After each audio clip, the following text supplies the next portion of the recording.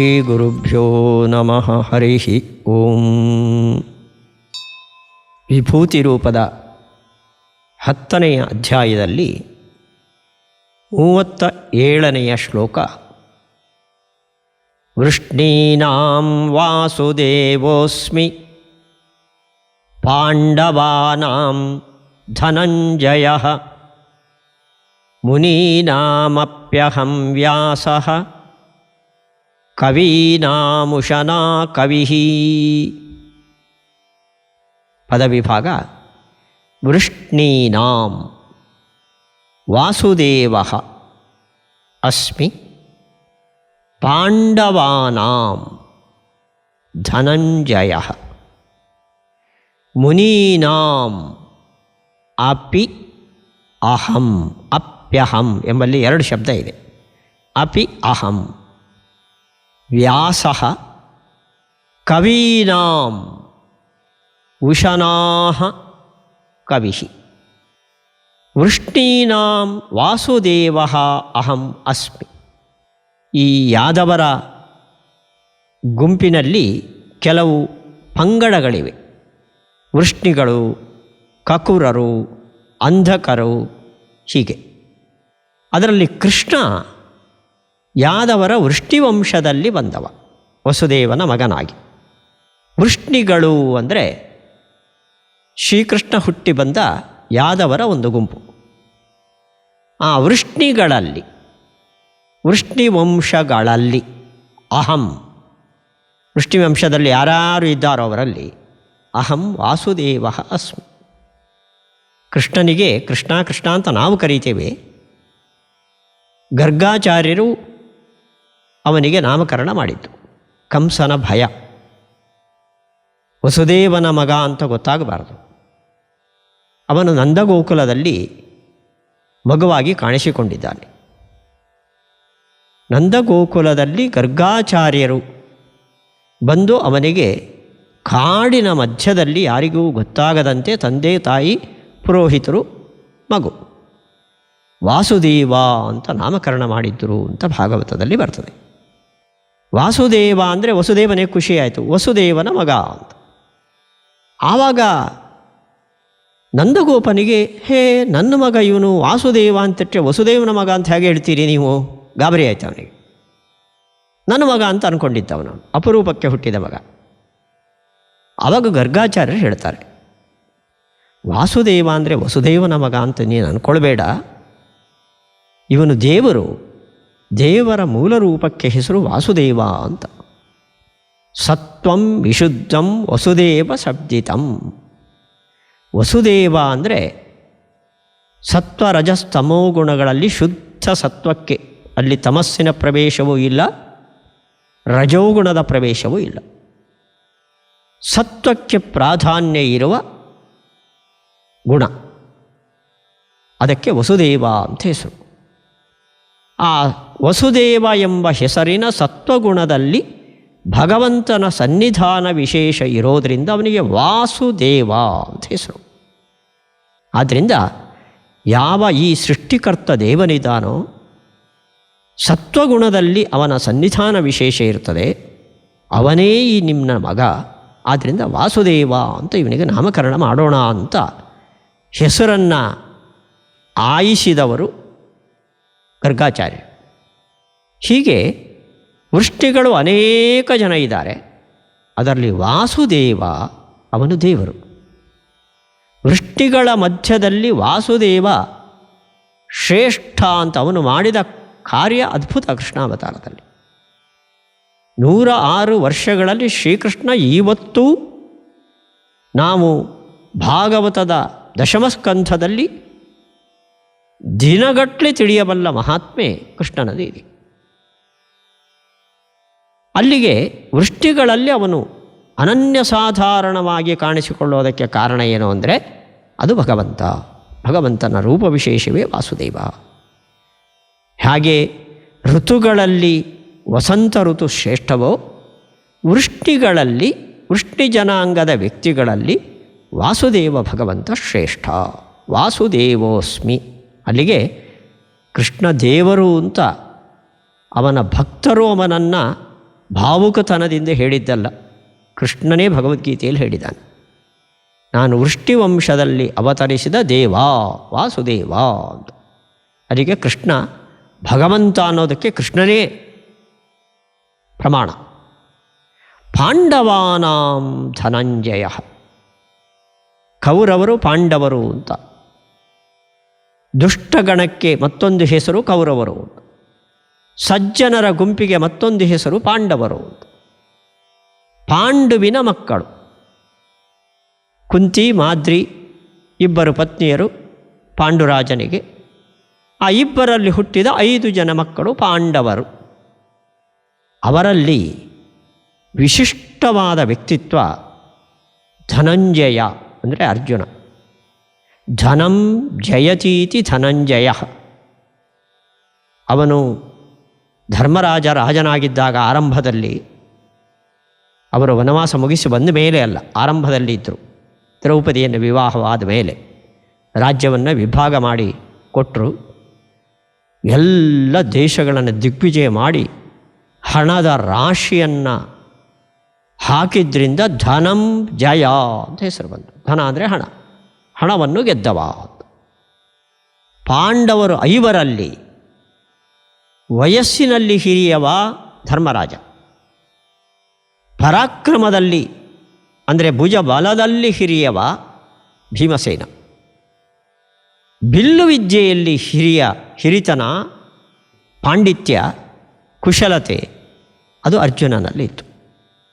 ಅರ್ಜುನ ಶ್ರೀಕೃಷ್ಣ ಪ್ರಾಯ ಇಲ್ಲಿಯ ಅವತಾರದಲ್ಲಿ ಅವರು ಹೆಚ್ಚಿನ ವಯಸ್ಸಿನ ಅಂತರದವರಲ್ಲ. ಆದ್ದರಿಂದಲೇ ಯತ್ರ ಯೋಗೇಶ್ವರ ಕೃಷ್ಣ ಯತ್ರ ಪಾರ್ಥೋ ಧನುರ್ಧರ ತತ್ರ ಶ್ರೀಹಿ ಅಂತ ಕೃಷ್ಣ ಭಗವದ್ಗೀತೆಯಲ್ಲಿ ಕೃಷ್ಣಾರ್ಜುನರ ಸನ್ನಿಧಾನ ಎಲ್ಲಿರ್ತದೋ ಅಲ್ಲಿ ಸಕಲ ಐಶ್ವರ್ಯಗಳು ಇರ್ತವೆ ಅಂತ ಸಂದೇಶ ಮಾಡಿದ. ಅಷ್ಟೊಂದು ಸಲಿಗೆಯ ಸ್ನೇಹ ಕೃಷ್ಣನಿಗೆ ಧನಂಜಯನ ಮೇಲೆ, ಅರ್ಜುನನ ಮೇಲೆ ಇತ್ತು.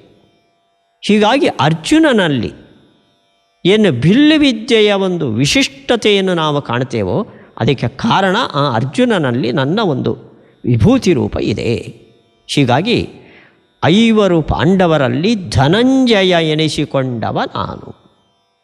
ಅವನಿಗೆ ಆ ಹೆಸರು, ಆ ವಿಶಿಷ್ಟವಾದ ಬಿಲ್ಲು ವಿದ್ಯೆಯ ಸಿದ್ಧಿ ಆಗೋದಕ್ಕೆ ಕಾರಣ ನನ್ನ ಒಂದು ವಿಶಿಷ್ಟ ರೂಪ ಅವನಲ್ಲಿ ಇದೆ.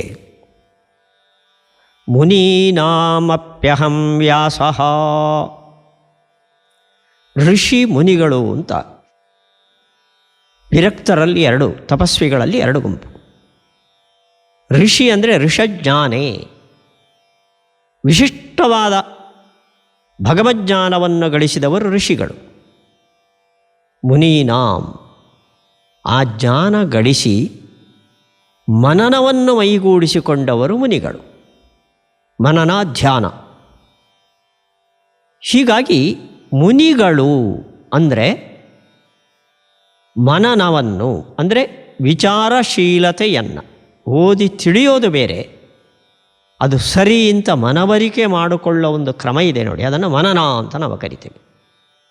ಅಂಥ ಮನನಶೀಲರಾದ ನಾರದಾದಿಗಳನ್ನು ಮುನಿಗಳು ಅಂತ ಕರಿತೇವೆ.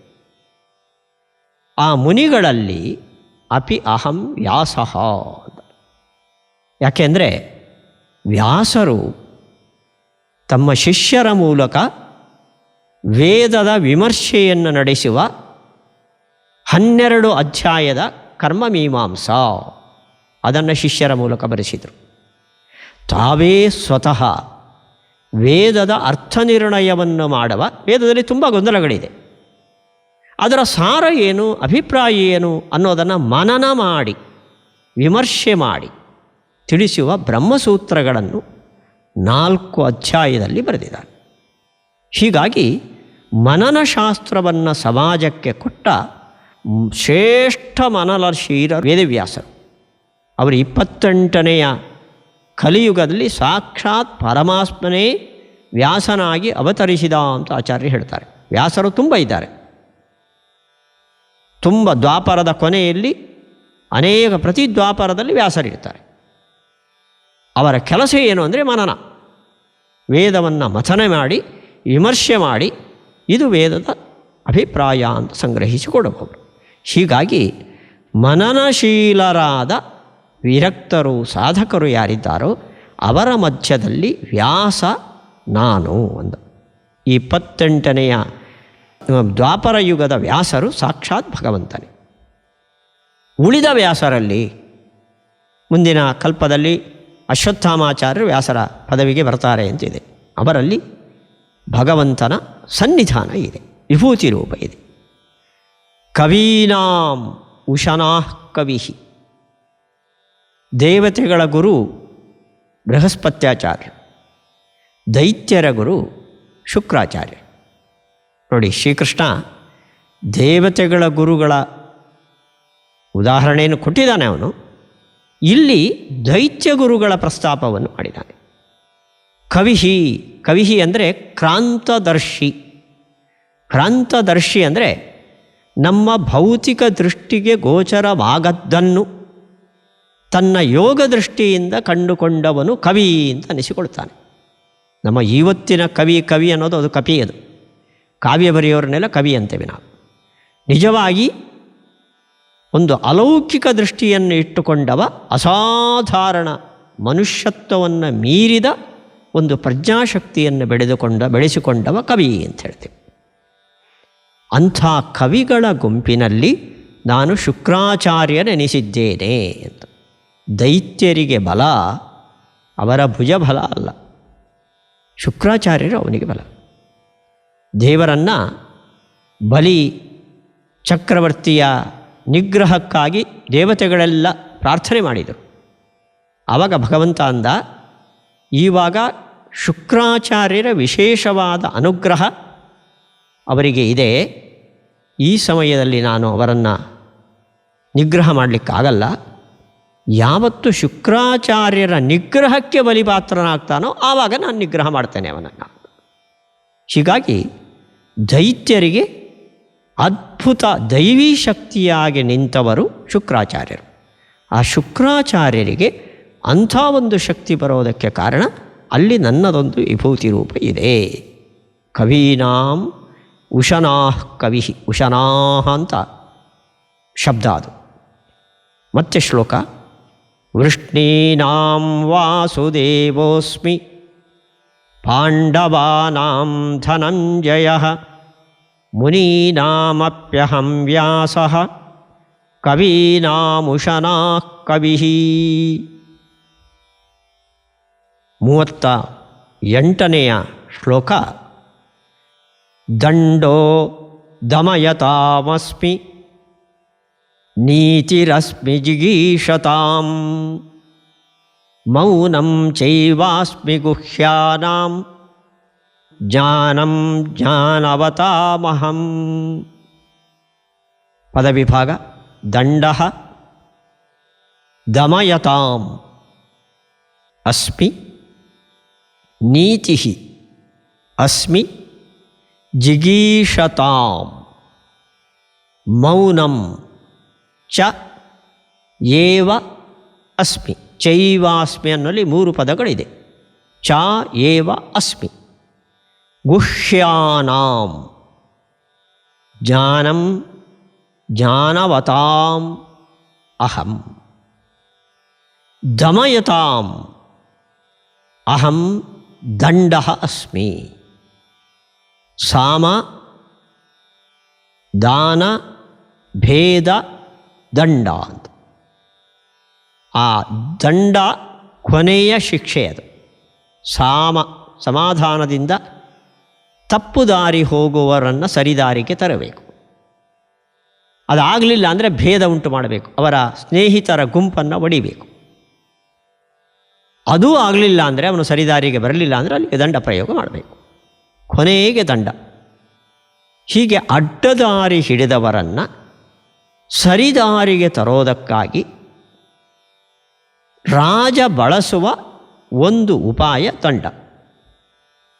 ಆ ದಂಡ ಪ್ರಯೋಗ ಮಾಡುವವನಿಗೆ ಹೆಸರು ದಮಯತಾಂ. ದಮವನ್ನು ಪ್ರಯೋಗ ಮಾಡಿದವ ಅವನು ದಮಯನ್ ಅನಿಸಿಕೊಳ್ತಾರೆ. ದಮಯತಾಂ ದಂಡ ಪ್ರಯೋಗ ಮಾಡುವವರಲ್ಲಿ ಅವರು ಮಾಡುವ ದಂಡನೆ ಏನಿದೆಯೋ ಅದು ನಾನು. ಸಾಮ, ಅಲ್ಲಿ ಸಾಮ ಹಿಂದೆ ಬಂತು, ಆ ಸಾಮ ಬೇರೆ, ಇಲ್ಲಿ ಸೇರಿದ ಸಾಮ ಅಲ್ಲ ಅದು.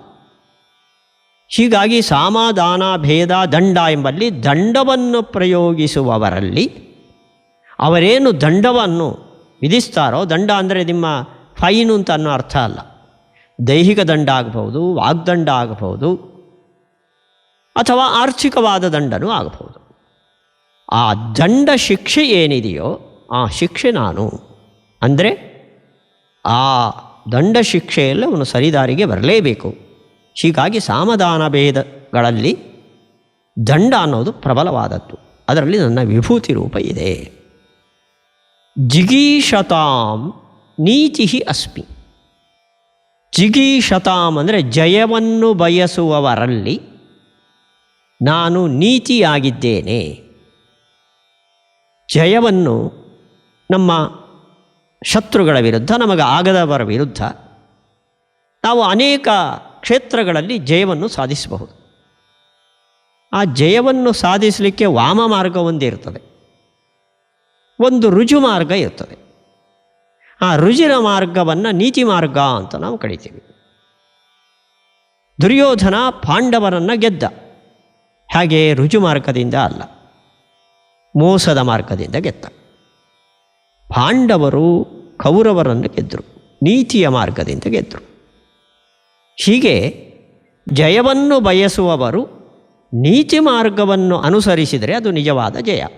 ಹೀಗಾಗಿ ಜಯವನ್ನು ಬಯಸುವವರಲ್ಲಿ ನೀತಿಯ ರೂಪದಿಂದ ನಾನಿರ್ತೇನೆ ಅಂದ, ಅದು ಶ್ರೇಷ್ಠವಾದ ಜಯ.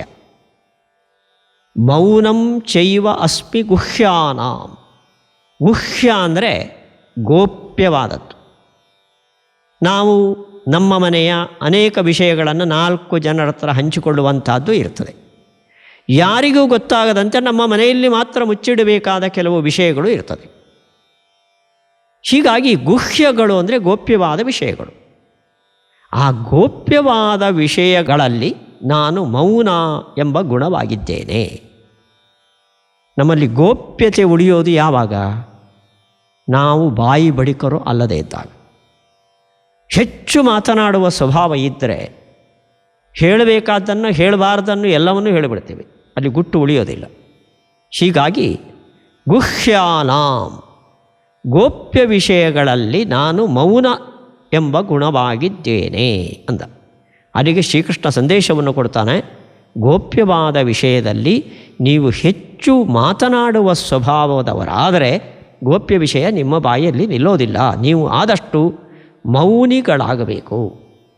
ಮಾತನಾಡುವ ಸ್ವಭಾವವನ್ನು ಆದಷ್ಟು ಕಡಿಮೆ ಮಾಡಿಕೊಳ್ಳಿ, ಅಲ್ಲಿಗೆ ನಿಮ್ಮ ಸಾಧನೆ ಆಗತ್ತೆ. ಜಾನವತಾಂ, ವಿಶಿಷ್ಟವಾದ ಅಧ್ಯಾತ್ಮ ಪ್ರಜ್ಞೆ ಇದೆ ಅವನಿಗೆ.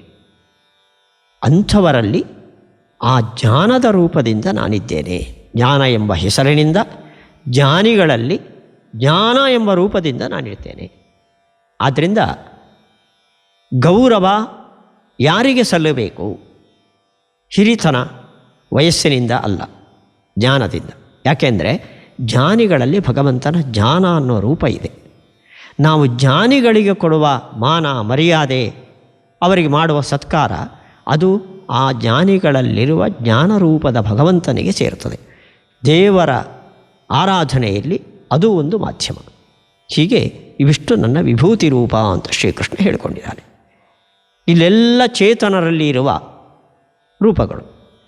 ಮತ್ತೊಮ್ಮೆ ಶ್ಲೋಕ. ದಂಡೋ ದಮಯತಾಮಸ್ಮಿ ನೀತಿರಸ್ಮಿ ಜಿಗೀಷತಾಂ ಮೌನಂ ಚೈವಾಸ್ಮಿ ಗುಹ್ಯಾನಾಂ ಜ್ಞಾನಂ ಜ್ಞಾನವತಾಮಹಂ. ಮುಂದಿನ 39ನೆಯ ಶ್ಲೋಕ. ಯಚ್ಚಾಪಿ ಸರ್ವಭೂತಾನಾಂ ಬೀಜಂ ತದಹಮರ್ಜುನ ನ ತದಸ್ತಿ ವಿನಾ ಯತ್ ಸ್ಯಾತ್ ಮಯಾ ಭೂತಂ ಚರಾಚರಂ. ಯಚ್ಚಾಪಿ 3 ಪದ ಇದೆ ಅಲ್ಲಿ. ಯತ್ ಚ ಅಪಿ. ಸರ್ವಭೂತಾನಾಂ, ಬೀಜಂ ತತ್ ಅಹಂ ಅರ್ಜುನ ನ ತತ್ ಅಸ್ತಿ ವಿನಾ ಯತ್ ಸ್ಯಾತ್ ಮಯಾ ಸ್ಯಾನ್ಮಯಾ ಸ್ಯಾತ್ ಮಯಾ ಭೂತಂ ಚರಾಚರಂ. ಒಂದೇ ಶಬ್ದ. ಒಂದೊಂದು ವಿಭೂತಿ ರೂಪವನ್ನು ಒಂದು ಗುಂಪಿನಲ್ಲಿ ಶ್ರೀಕೃಷ್ಣ ಇದುವರೆಗೆ ಹೇಳಿಕೊಂಡು ಬಂದ. ಇಲ್ಲಿ ಸಾಮಾನ್ಯವಾದ ಒಂದು ತಿಳುವಳಿಕೆಯನ್ನು ಕೊಡ್ತಾನೆ. ಎಲ್ಲಿ ನನ್ನ ವಿಭೂತಿ ರೂಪ ಇದೆ ಅಂತ ಒಂದೊಂದು ಹೇಳೋದು ಬೇಡ. ಸರ್ವಭೂತಾನಾಂ ಯತ್ ಚ ಅಪಿ ಬೀಜಂ ತತ್ ಅಹಂ ಅರ್ಜುನ. ಸಕಲ ಪ್ರಾಣಿಗಳಿಗೆ, ಭೂತ ಶಬ್ದಕ್ಕೆ ಅದು ಒಂದು ಅರ್ಥ ಇದೆ. ಸರ್ವಭೂತಾನಾಂ, ಸಕಲ ಚೇತನ ವರ್ಗಕ್ಕೆ, ಯತ್ ಚಾಪಿ ಬೀಜಂ, ಮೂಲ ಬೀಜ ಏನಿದೆಯೋ ತತ್ ಅಹಂ ಅರ್ಜುನ.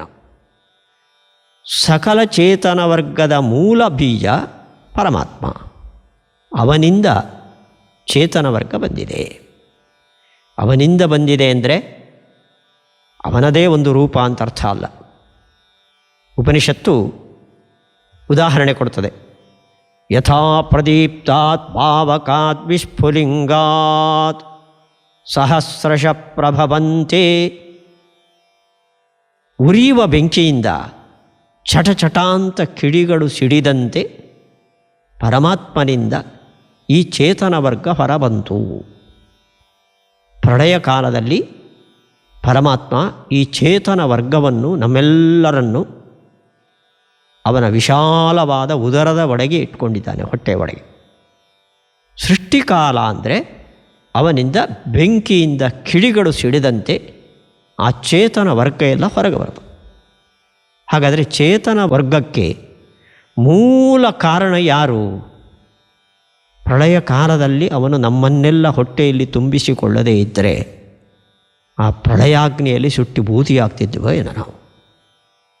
ನಮ್ಮನ್ನು ಹೊಟ್ಟೆ ಒಳಗೆ ಕೂಡಿಸಿ ನಿದ್ದೆ ಬರಿಸಿ ಜೋಗುಳ ಹಾಡಿದವ ಪರಮಾತ್ಮ. ಸೃಷ್ಟಿಕಾಲದಲ್ಲಿ ಮತ್ತೆ ಹೊರ ಹಾಕ್ತಾನೆ. ಹೀಗೆ ಸಕಲ ಭೂತಗಳಿಗೂ ಚೇತನ ವರ್ಗಕ್ಕೂ ಏನು ಬೀಜ ಇದೆಯೋ ಮೂಲ ಕಾರಣ ತದು ಅಹಂ ಅರ್ಜುನ, ಅದು ನಾನು ಅರ್ಜುನ ಅಂದ. ಅಷ್ಟೇ ಯಾಕೆ ಬಿಡು, ಚೇತನ ವರ್ಗ ಬಿಡು. ಪೃಥಿವ್ಯಾಂ ಯತ್ ಚರಾಚರಂ ಭೂತಂ ಸ್ಯಾತ್ ಮಯಾ ವಿನಾ ನ ತದಸ್ತಿ. ಈ ಭೂಮಿಯಲ್ಲಿ ಚರ ವಸ್ತುಗಳೇ ಆಗಲಿ ಅಚರ ವಸ್ತುಗಳೇ ಆಗಲಿ, ಜಂಗಮ ಸ್ಥಾವರ ಅಂತ ನಾವು ಹೇಳ್ತೇವೆ. ಜಂಗಮ ಅಂದರೆ ಚರ, ಚಲಿಸುವ ವಸ್ತುಗಳು, ಚೇತನಗಳು. ಅಚರ ಅಂದರೆ ಸ್ಥಾವರಗಳು, ಚಲಿಸದ ಮರ, ಗಿಡ, ಬೆಟ್ಟ ಇವುಗಳು. ಹೀಗೆ ಈ ಪೃಥಿವ್ಯಾಂ ಭೂಮಿಯಲ್ಲಿ ಚರಾಚರಂ ಭೂತಂ ಯತ್ ಸ್ಯಾತ್, ಸ್ಥಾವರ ಜಂಗಮ ಭೂತಗಳು ಏನೇನು ಇವೆಯೋ, ಇಲ್ಲಿ ಭೂತ ಅಂದರೆ ಚೇತನ ಅಂತ ಅರ್ಥ ಅಲ್ಲ, ಜಡಚೇತನಗಳು ಯಾವುದಿದೆಯೋ ತತ್ ಮಯಾ ವಿನಾ ನ ಅಸ್ತಿ, ನನ್ನನ್ನು ಬಿಟ್ಟು ಇಲ್ಲ. ನನ್ನನ್ನು ಬಿಟ್ಟರೆ ಅವುಗಳಿಗೆ ಅಸ್ತಿತ್ವವೇ ಇಲ್ಲ. ಚರಾಚರ ಜಗತ್ತು ಇರಬೇಕಾದರೆ ಅದರ ಒಳಗಡೆ ಶಕ್ತಿಯಾಗಿ ನಾನಿರಬೇಕು. ಆದ್ದರಿಂದ ಅಲ್ಲಿ ನಾನು ಇಲ್ಲಿ ನೀನು ಅಂತ ನನ್ನನ್ನು ಪ್ರತ್ಯೇಕ ಹೇಳಿದ್ದೇನೆ. ಒಂದು ಮಾತು ತಿಳ್ಕೊ, ಇಷ್ಟರಲ್ಲಿ ಮಾತ್ರ ನಾನಿದ್ದೇನೆ ಅಂದ್ಕೊಳ್ಬೇಡ. ಚರಾಚರ ಜಗತ್ತಿನಲ್ಲಿ ನನ್ನದು ಒಂದು ಶಕ್ತಿ ರೂಪ ಒಳಗಡೆ ಇದೆ. ಇದನ್ನೇ ತೇನ ವಿನಾ ತೃಣಮಪಿ ನ ಚಲತಿ ಅಂತ ನಾವು ಹೇಳ್ತೇವೆ. ಅವನು ಒಳಗಡೆ ಇಲ್ಲದಿದ್ದರೆ ಯಾವ ವಸ್ತುವು ಅದರ ಗುಣಧರ್ಮಗಳನ್ನು ಹೊರಹಾಕಲಿಕ್ಕೆ ಸಾಧ್ಯ ಇಲ್ಲ. ಚರಾಚರ ಪ್ರಪಂಚದಲ್ಲಿ ವ್ಯಾಪ್ತನಾಗಿದ್ದೇನೆ ನಾನು ಅಂತ ಶ್ರೀಕೃಷ್ಣ. ಮತ್ತೆ ಶ್ಲೋಕ. ಯಚ್ಚಾಪಿ ಸರ್ವಭೂತಾನಾಂ ಬೀಜಂ ತದಹಮರ್ಜುನ ನ ತದಸ್ತಿ ವಿನಾ ಯತ್ ಸ್ಯಾತ್ ಮಯಾ ಭೂತಂ ಚರಾಚರಂ. ಈ ಭಗವದ್ಗೀತಾ ಪಾಠದ ಸೇವೆಯನ್ನು ಒಬ್ಬ ನಿಷ್ಕಾಮ ಭಕ್ತರು ಭಗವದ್ಗೀತೆ ಹೇಳೋದು ಅದನ್ನೇ, ನಿಷ್ಕಾಮ ಕರ್ಮ ಮಾಡಿ ಅಂತ. ತಮ್ಮ ಹೆಸರು ಹೇಳಲು ಬಯಸದ ಒಬ್ಬ ಜಿಜ್ಞಾಸುಗಳು ಶ್ರೀಕೃಷ್ಣನ ಅಂತರಂಗ ಭಕ್ತರು ಅಂತ ಹೇಳ್ಕೊಂಡಿದ್ದಾರೆ ಅವರು ಈ ಪಾಠಕ್ಕೆ ಸಹಕರಿಸಿ ಆರ್ಥಿಕ ಸಹಾಯವನ್ನು ನೀಡಿದ್ದಾರೆ. ಶ್ರೀಕೃಷ್ಣ ಅವರಿಗೆ ಇಂಥ ಒಂದು ಚೈತನ್ಯ, ಇಂಥ ಒಂದು ಪರಿಶುದ್ಧವಾದ ಸಾತ್ವಿಕ ಭಾವ ಅದನ್ನು ಮತ್ತಷ್ಟು ಕೊಡಲಿ ಅಂತ ಪ್ರಾರ್ಥನೆ ಮಾಡೋಣ. ಶ್ರೀಕೃಷ್ಣ ಅರ್ಪಣ.